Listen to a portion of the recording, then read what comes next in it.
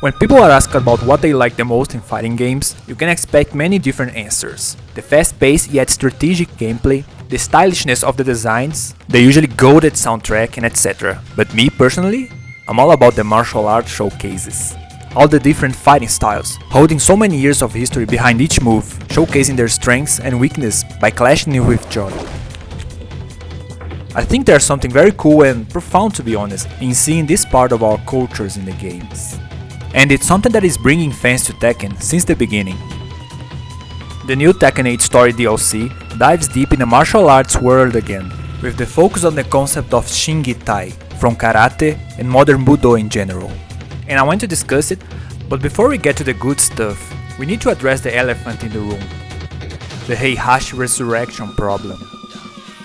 Story DLC spoilers. So, I'm still in denial about Heihachi not being dead after such a powerful moment at the end of 7. It removes all this weight they created in the scene. Also, literally everyone agrees that the way they chose to show him being saved was not convincing at all. Maybe if they at least remade the last T7 scene, showing Heihachi disappearing in the distance or the smoke, showing Akuma distracting Kazuya before it all happens or something, it would piss off less people. To be honest, I was hoping the story would be about a literal resurrection, where they would bring him back temporarily with a ritual or something. Or the best case scenario, being a flashback, about something happening before the end of 7. But after all, the Tekken Monk symbol is a closed fist. It's funny, don't get me wrong, but maybe it's their sign that we shouldn't be taking all this stuff so seriously? But why they make it so sick though? And second, as a Brazilian, I must say that Eddie's voice acting work was so bad. It was a cool segment, but it was almost ruined for me because of this VA. Seriously bro, explain yourself. But anyway, after the Eddie part, they hit us with that old school martial arts journey, and they got my attention. After Lydia accepts the call from the monks, we get to their dojo, where monks Seiryu and Suzaku test Lydia's balance between mind, technique and body, or Shin Gi Tai. This concept encompasses well the spirit of the modern Budo, which represent the Japanese styles that share the view of martial arts as a way of self-development, in contrast with the older bujutsu, where martial arts had a more military role in war and self-defense. This role of martial arts in Japanese society started to shift with the establishment of the Tokugawa shogunate that promoted the unification and pacification of Japan, and later, even more with the Meiji Restoration, which abolished the samurai as a noble class. So, martial arts started to have a more philosophical role in the human search for meaning in life and self-development as a person. Shin Gi Tai translates this search for self-development very well by promoting the honing of the mind, Shin or heart, the technique or Gi, and the body or Tai, which includes all the physical aspects of a Budoka's body that facilitates the use and execution of Gi. Okay, but what does this look like in practice? Well, the first time I heard this concept Shin Gi Tai was from karate and MMA champion Lyoto Machida and his father Yoshizo Machida sensei. If you don't know Lyoto, he's this guy.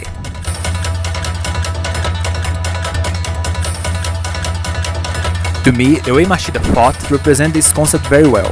The physical conditioning to endure a real MMA fight, the perfect application of the techniques, where the style of karate is notorious for counterattacks, feints and distance control, and Lyoto's restraint and clarity of mind to deliver only the necessary blows to end the fight and show respect to their opponent, an indication of the balance between the mind and technique.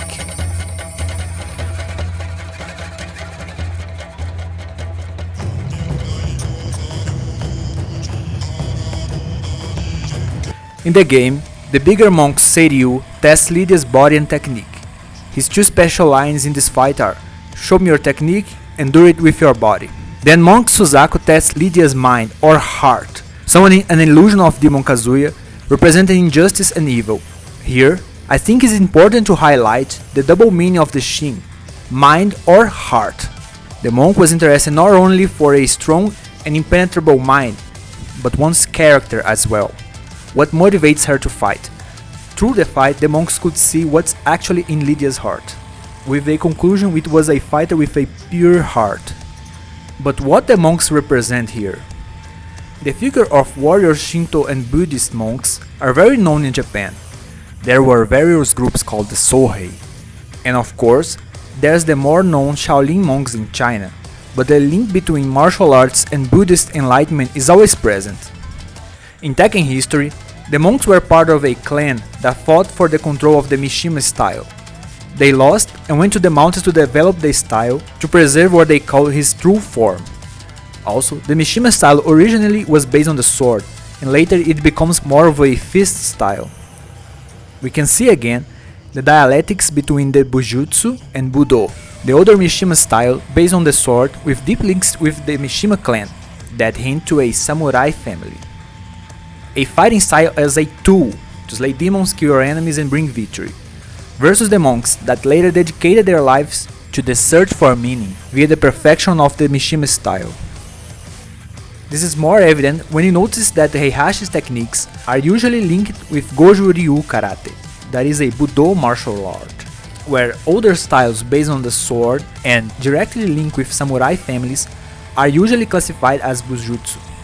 So we can infer that throughout the ages, the Mishima style, a samurai fighting style, adopted the techniques of Goju-ryu Karate from the island of Okinawa and other karate styles as well. I couldn't confirm this, but some believe that the Goju-ryu kata Sanchin, which translates to 3 battles, have a deeper meaning, where the intention behind the name is also referring to the 3 battles within every practitioner to balance mind, technique and body. Back to the present moment. It is stated that the Tekken monks only had one vow, to master the ultimate technique and restore the Mishima style to its former purity. According to their beliefs, the achievement of this technique is linked to what they call the Star Crusher Trial, or pulverizing a meteorite that falls in the exact same location every 200 years.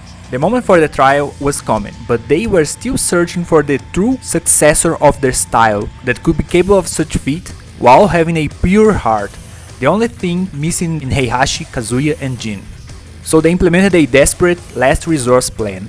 They saw an opportunity to save Heihachi and take advantage of his moment of near-death weakness, and according to the classified archives, to use a forbidden incantation to seal away his wicked memories and reshape him into a martial artist who was pure of heart. But at the end, they couldn't tame the old man. Heihachi stopped the freaking meteor and completed the trial, but the incantation was broken.